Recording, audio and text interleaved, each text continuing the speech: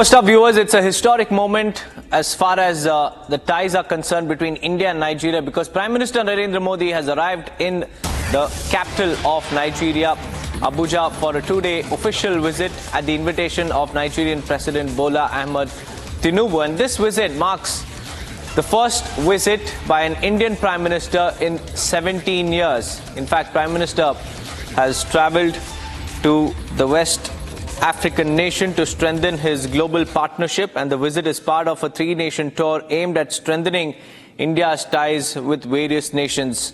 But upon his arrival, PM Modi received a ceremonial welcome, viewers, from Nigeria's Minister for Federal Capital Territory, who presented him with the symbolic key to the city of Abuja. In fact, the Indian diaspora members also accorded the Prime Minister a grand welcome. Let's listen into some reactions.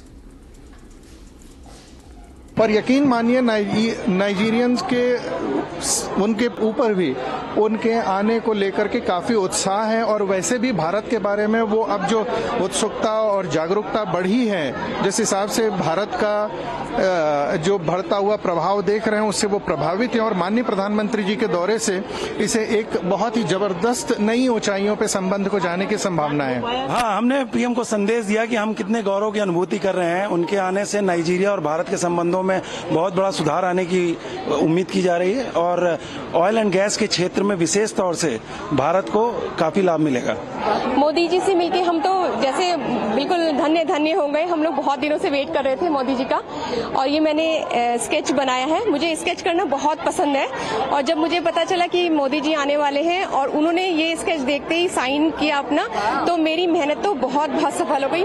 मैं बहुत खुश हूँ। आज ऐतिहासिक दिन है हमारे लिए, बहुत हम गौरवान्वित है हमारे देश के प्रधानमंत्री से मिलकर।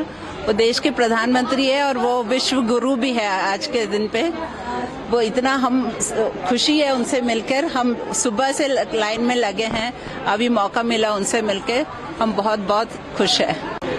ये पहली बार है जब कोई देश भारत का बड़ा प्रधान यहाँ पे आया है, और हमें मिलके उनसे बहुत खुशी हुई है।